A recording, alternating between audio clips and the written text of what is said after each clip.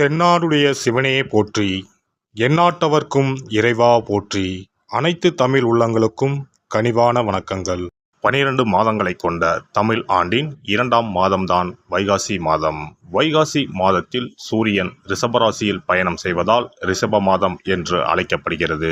வைகாசி மாதத்தில் பல தெய்வ அவதாரங்கள் நிகழ்ந்ததாக கூறப்படுகிறது. வைகாசி பௌர்ணமி அன்று சிவபெருமான் நெற்றிக்கண்ணில் இருந்து 6 பொறிகளாக ஆறுமுக பெருமான் அவதாரம் எடுத்ததாக சொல்லப்படுகிறது. 6 தீப்பொறிகளும் 6 குழந்தைகளாக மாறி கார்த்திகை பெண்கள் கை தவழ்ந்த மாதமாக கருதப்படுகிறது.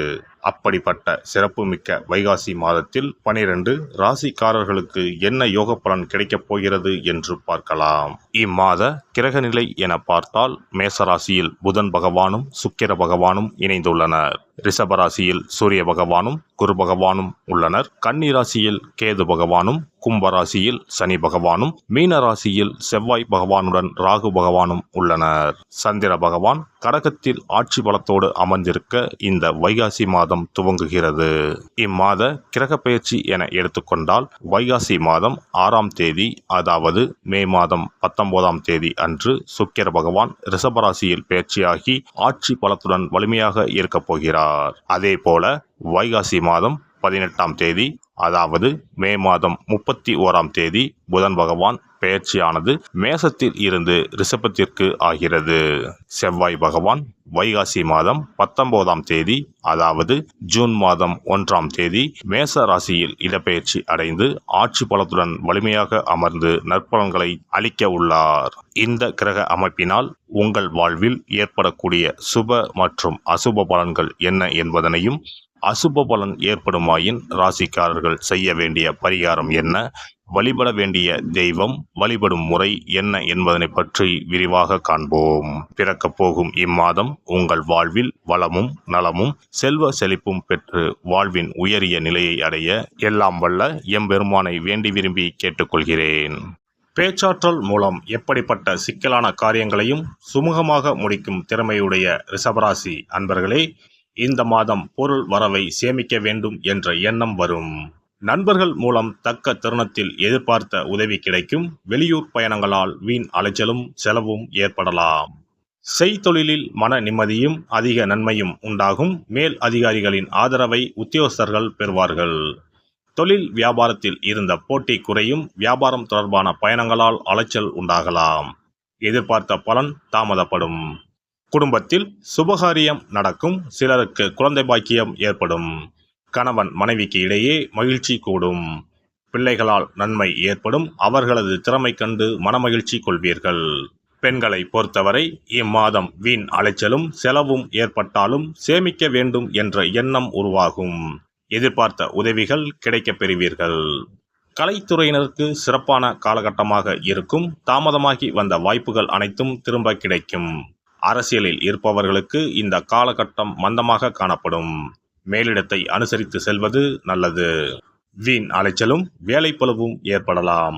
மாணவர்களுக்கு கல்வியில் இருந்த போட்டி நீங்கும். எதிர்பார்த்த வெற்றி கிடைக்கும். மனதில் தன்னம்பிக்கை உண்டாகும். நட்சத்திர பலன்கள்.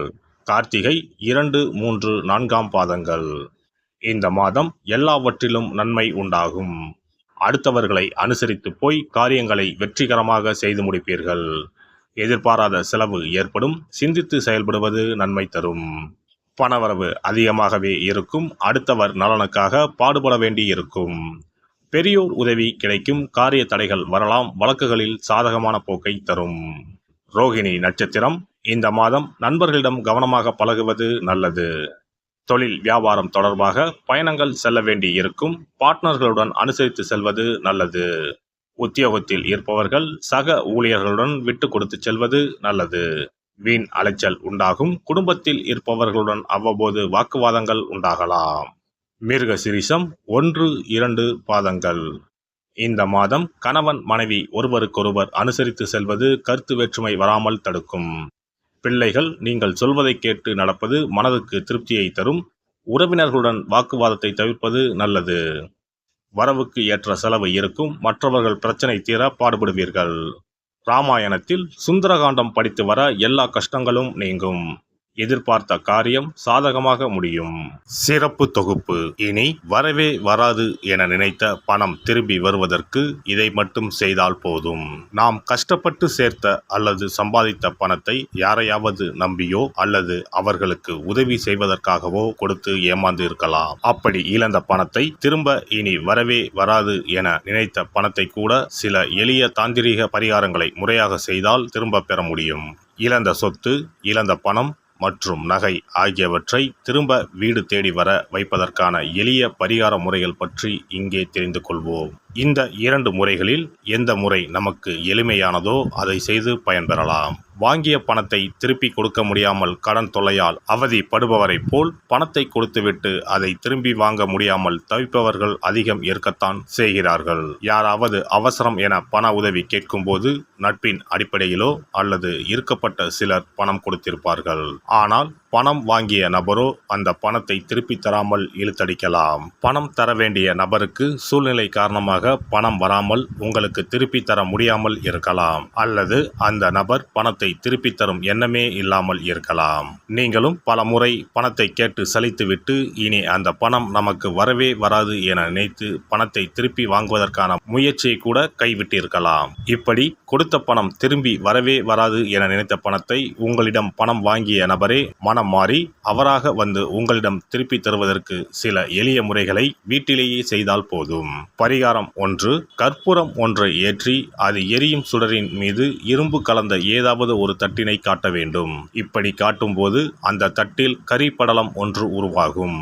இந்த கரியை உங்களின் வலதுபுற நடுவிரலில் எடுத்து ஒரு தெளிவான வெள்ளை காகிதத்தில் உங்களுக்கு பணம் கொடுக்க வேண்டிய நபரின் பெயரை எழுதி கொள்ளுங்கள். பிறகு அந்த பேப்பரை சிறியதாக மடித்து உள்ளங்கையில் வைத்துக்கொண்டு உங்களுக்கு பணம் கொடுக்க வேண்டிய அந்த நபரின் முகத்தை மனதில் நினைத்து கொண்டு அவர் உங்களுக்கு பணம் கொடுத்து விட்டதாகவும் உங்களுக்கு வரவேண்டிய பணம் அனைத்தும் வந்துவிட்டதாகவும் நினைத்து கொள்ளுங்கள். அந்த நபரின் பெயர் எழுதிய காகிதத்தை வீட்டின் பூஜை அறையில் வைத்து விடுங்கள். பிறகு அதை ஆற்றில் போட்டு விடலாம். பரிகாரம் 2. ஒரு சிறிய கிண்ணத்தில் மஞ்சளை தண்ணீர் கரைத்து எடுத்துக்கொள்ளுங்கள். ஒரு குச்சியால் அந்த மஞ்சளை தொட்டு வெள்ளை காகிதத்தில் பணம் தர வேண்டிய நபரின் பெயரை எழுதி கொள்ளுங்கள்.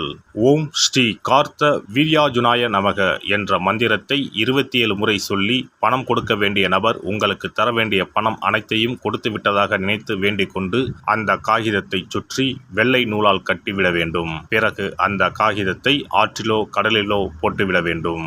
இந்த 2 முறைகளில் யாருக்கு எது வசதியோ அந்த முறையில் பரிகாரத்தை செய்யலாம். ஏதாவது ஒரு முறையை பின்பற்றினால் போதும். 2 முறைகளிலும் செய்ய வேண்டியது கிடையாது. இந்த பரிகாரத்தை தெற்கு நோக்கி அமர்ந்து செய்ய வேண்டும். இந்த பரிகாரத்தை நம்பிக்கையுடன் தொடர்ந்து செய்து வந்தால் கண்டிப்பாக வராது என நினைத்த பணம் விரைவில் உங்களின் வீடு தேடி வரும்.